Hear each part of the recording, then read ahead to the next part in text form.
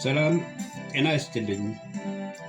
በፊፋ 2026 የዓለም የእግር ኳስ ዋንጫ ውድድር በመጀመሪያው ሳምንት ውስጥ 6 ተጫዋቾች በቀይ ካርድ ከሜዳ ሲባረሩ በዓለም ዋንጫ ታሪክ ለመጀመሪያ ጊዜ አንድ ማኔጀር ከአንድ የምድብ የመጀመሪያ ጨዋታ ሽንፈት በኋላ ከስራው ተባረዋል።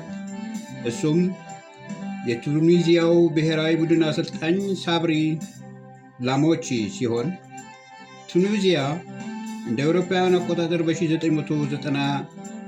በ1998 ዓመተ ምህረት ከሁለት ጨዋታ በኋላ አሰልጣኝ ሄንሪክ ሃስፔዛክን አባራለች።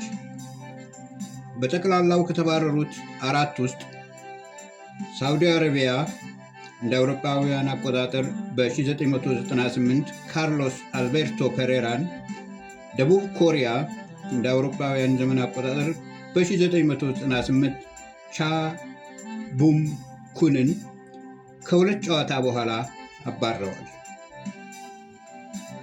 አንድ አሰልጣኝ ስራውን ከመጀመሩ በፊት በስራው ላይ ያለና ከፍተኛውን የድል ሽልማት ማለት ዋንጫ ለማስገኘት ስላልተሳካለት የተሰማውን በሱ ቦታ ሆኜ በማሰብ ይህን ግጥም ለመጻፍ ተነሳሳሁ።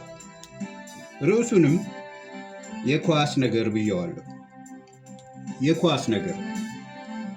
የኳስ ነገር ለአንዱ ሲጥም ለአንዱ ሲመር፣ ለአገሬ ተጫውቼ ፍጹም ቅጣት ስቼ ስኖር ተጸጽቼ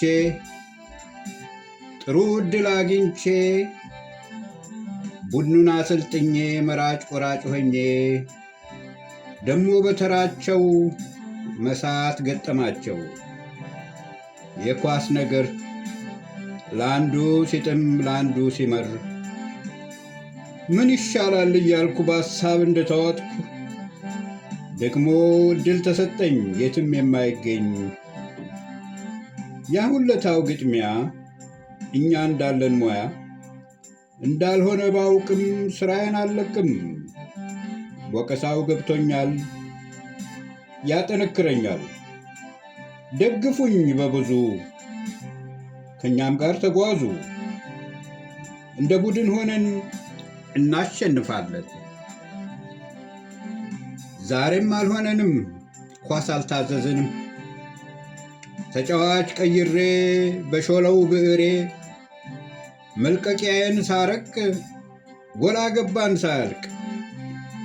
የኳስ ነገር ለአንዱ ሲጥም ለአንዱ ሲመር፣ ልጆቹም በረቱ ጥሩ ተጫወቱ፣ ሌላ ጎላ ገባን።